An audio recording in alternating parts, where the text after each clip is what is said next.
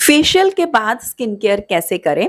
Skin care की कौन सी गलतियां आपको अवॉइड करनी है? और अगर फेशियल करते समय चेहरे पर ब्लीच लगाना भूल गए हैं, तो क्या फेशियल के बाद ब्लीच करना सेफ है या कितने दिनों बाद ब्लीच कर सकते हैं? तो कुछ इसी तरह के फेशियल और ब्लीच से रिलेटेड सवालों के जवाब इस वीडियो में मैं शेयर कर रही हूँ। सो अगर आपको सारी जानकारी चाहिए तो वीडियो के अंत तक बने रहिएगा। सबसे पहली चीज, क्या फेशियल के बाद अपना स्किन केयर कैसे करें ताकि स्किन के ऊपर एक अच्छा ग्लो भी आए और स्किन जो है वो प्रोटेक्टेड भी रहे। तो आपको ये ध्यान रखना है कि इस फेशियल के टाइम पे हमारी स्किन काफी सेंसिटिव हो जाती है, तो आपको फेशियल के तुरंत बाद एक सनस्क्रीन तो जरूर अप्लाई करना चाहिए।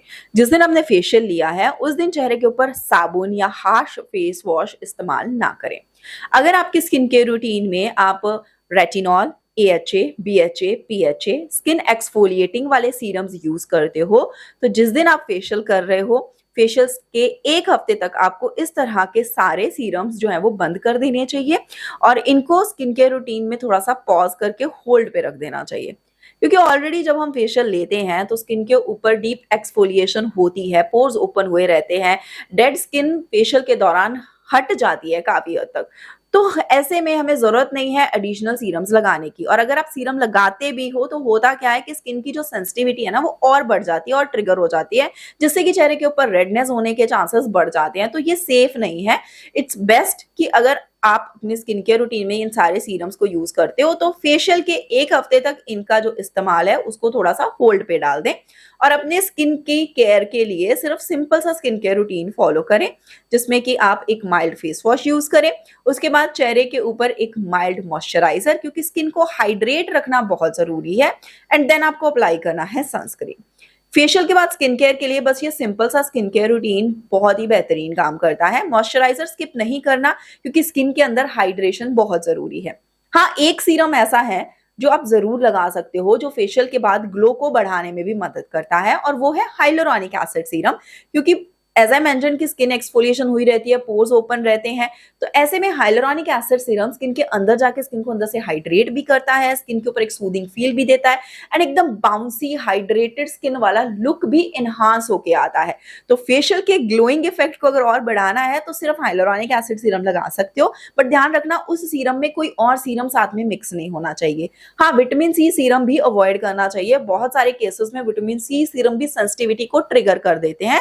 अगर आपकी स्किन सेंसिटिव है या आपकी स्किन ड्राई है, खास करके आपको विटामिन सी सीरम फेशियल के बाद थोड़ा अवॉइड करना चाहिए। कम से कम 4 दिन तक रुके एंड देन फिर अपना स्किन केयर रूटीन धीरे धीरे आप दोबारा से स्टार्ट कर सकते हो। स्किन केयर की कौन सी गलतियां आपको अवॉइड करनी है वो भी मैंने इसमें कवर कर दिया, लेकिन साथ ही आपको ध्यान रखना है कि आपको फेशियल के तुरंत बाद तेज धूप में नहीं जाना है। फेशियल के तुरंत बाद मेकअप अप्लाई नहीं करना है। कम से कम 2 दिन तक अपनी स्किन को नेचुरली वो जो फेशियल का ग्लो है उसको, निखार को बाहर आने दे और मेकअप को थोड़ा सा अवॉइड करें। साथ ही जब आपने फेशियल किया रहे, आपको ध्यान रखना है कि आपको कोई भी होम रेमेडी यूज नहीं करनी। चेहरे के ऊपर हनी, लेमन, दही, इस तरह के कोई भी इंग्रेडिएंट वाले फेस पैक अवॉइड करें, चेहरे पर ना अप्लाई करें। अगर आपने एक बार मार्केट से, सैलून से फेशियल कराया या खुद मार्केट से किट लेके घर पे फेशियल किया है, तो ये मत सोचिए कि मैं बाद में उसके ऊपर अपना घरेलू फेस पैक लगा लूंगी तो मुझे ज्यादा बेटर रिजल्ट मिलेगा। केमिकल वाली चीजें और नेचुरल चीजों को आपस में मिक्स ना करें। घरेलू इंग्रेडिएंट आप आगे पीछे कभी भी यूज कर सकते हो, लेकिन जब आपने फेशियल किया रहे तो अपनी नेचुरल होम रेमेडीज को थोड़े दिन, 4-5 दिन अपनी स्किन से दूर ही रखें। और साथ ही अगर आप शीट मास्क भी अप्लाई करना चाहते हो तो फेशियल खत्म होने के बाद लास्ट स्टेप पे आप शीट मास्क लगा सकते हैं। इससे एक स्किन के ऊपर हाइड्रेशन भी आता है और ग्लो भी बढ़ता है। खास करके हाइलुरोनिक एसिड वाला शीट मास्क काफी अच्छा रहेगा, लेकिन ध्यान रखना वही विटामिन सी या AHA, BHA वाले शीट मास्क जो हैं इनको आप अवॉइड करना, क्योंकि फिर ये दोबारा से आपकी स्किन के ऊपर स्किन सेंसिटिविटी को ट्रिगर कर सकते हैं। अब फेशियल के बाद ब्लीच अप्लाई करना सेफ है या नहीं? देखो, अगर आपने फेशियल करने से पहले ब्लीच नहीं ली तो फेशियल के तुरंत बाद चेहरे के ऊपर ब्लीच अप्लाई करना सेफ नहीं है। ब्लीच के अंदर हार्मफुल केमिकल्स रहते हैं जो स्किन सेंसिटिविटी को ट्रिगर कर सकते हैं, जिसकी वजह से चेहरे के ऊपर रैशेस और रेडनेस हो सकती है। ऑलरेडी फेशियल के टाइम पे स्किन के ऊपर एक्सफोलिएशन हुई रहती है, पोर्स ओपन रहते हैं, स्किन थोड़ी सी सेंसिटिव हो ही जाती है, तो ऐसे में ब्लीच आपको अवॉइड करनी चाहिए। अगर आपके मन में ये वहम है कि मैंने ब्लीच नहीं लगाई और अब मेरे फेशियल का ग्लो नहीं आएगा, तो लेट मी टेल यू, इसका आपस में कोई कनेक्शन नहीं है। फेशियल का ग्लो फेशियल में यूज की गई किट और क्रीम्स और मसाज के प्रोसेस की वजह से आता है। ब्लीच का काम है चेहरे के ऊपर अनचाहे बालों के कलर को चेंज करना। तो इन दोनों का आपस में कोई कनेक्शन नहीं है। अगर हम फेशियल से पहले ब्लीच करते हैं तो बस यही रहता है कि हमारे फेशियल हेयर का कलर स्किन से मैचिंग रहता है और फिर हम बाद में फेशियल लेते हैं तो हमारी स्किन हमें ज्यादा इवन दिखाई देती है। That's it.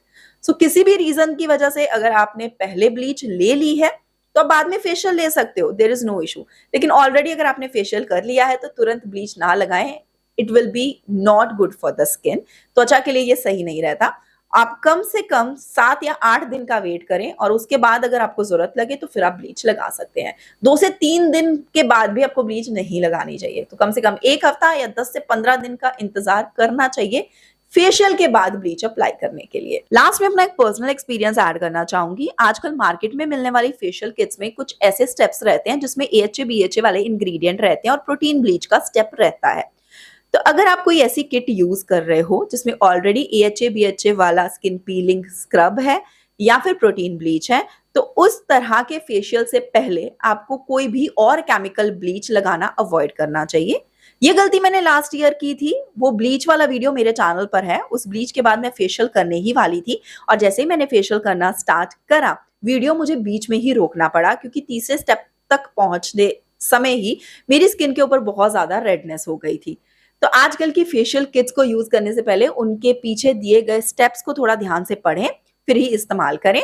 और मोस्टली किट्स ऐसी हैं कि उनको यूज करने से पहले आपको ब्लीच करने की जरूरत महसूस ही नहीं होगी। ब्लीच का स्टेप नेसेसरी लगेगा ही नहीं क्योंकि फेशियल के अंदर ही ब्लीच दिया गया रहता है।